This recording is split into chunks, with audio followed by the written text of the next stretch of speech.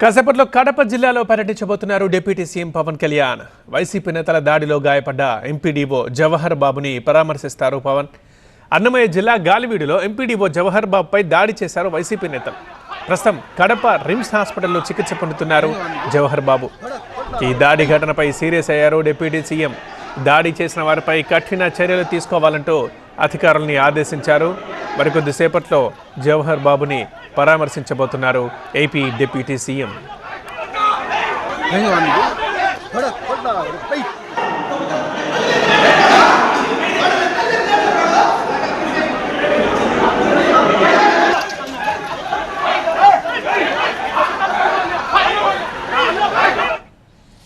YCP నేతల దాడిలో గాయపడ్డ ఎంపీడీఓ జవహర్ బాబు ప్రస్తుతం కడప రిమ్స్ ఆసుపత్రిలో చికిత్స పొందుతున్నారు. మరి కాసేపట్లో ఆయన్ని డిప్యూటీ సీఎం పవన్ కళ్యాణ్ పరామర్శిస్తారు. పవన్ కళ్యాణ్ తనను పరామర్శించడానికి రావడం. చాలా మంది రైతులు కీరా దోసకాయ సాగు చేస్తూ ఎకరంలో 20 లక్షలు సంపాదిస్తున్నారు సంవత్సరానికి. ఆ తెలుగు నేర్చుకోవడానికి ఇప్పుడే ఫ్రీడమ్ యాప్ని డౌన్లోడ్ చేసుకోండి.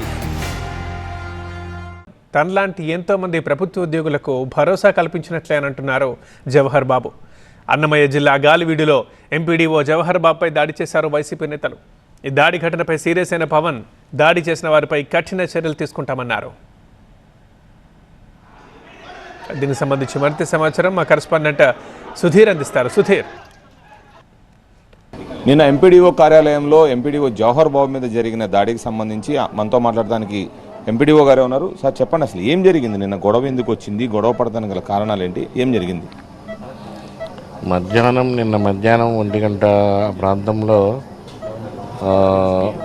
ఎంపీపీ కొడుకు సుదర్శన్ రెడ్డి, జల్లా సుదర్శన్ రెడ్డి, ఆయన లాయర్ కూడా అంట, ఆయన వాళ్ళ అనుచరులను పెట్టి కీస్ కావాలా, ఎంపీపీ ఛాంబర్ కీస్ కావాలని చెప్పి నా దగ్గరికి పంపించారు. అంటే నేను ఎందుకంటే వాళ్ళంతా 20-30 మంది ఉన్నారు సార్ అని మాట్లాడారు. వాళ్ళు వచ్చి తాగి ఎంత చేస్తూ ఉంటారు, 3 గంటల దాకా పోరు సార్ అని.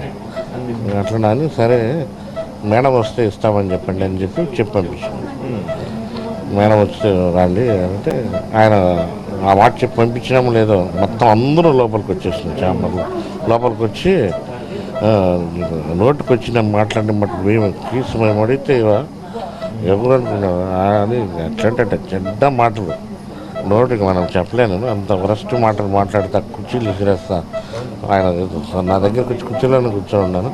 వచ్చి ఇక్కడ తన్నాడు, చెప్పుకాలతోనే తన్నాడు. ఆయన తంతానే ఒకడొకడు అందరూ వచ్చి వాళ్ళు తిన్నతికి అంతలకు మావాడు వచ్చినాడు, మా డ్రైవర్ని వాడు అడ్డుపడ్డాడు. ఈరోజు మిమ్మల్ని చూడడానికి పవన్ కళ్యాణ్ గారు కూడా వస్తున్నారు. ఎలా అనిపిస్తుంది?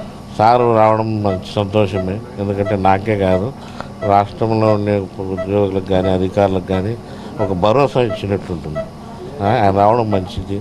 మా అధికారులందరికీ కూడా భవిష్యత్తులో కూడా, ఎందుకంటే మేమంతా మండల పరిషత్తులో పనిచేసే వాళ్ళు, అన్ని పార్టీలు ఉంటాయి.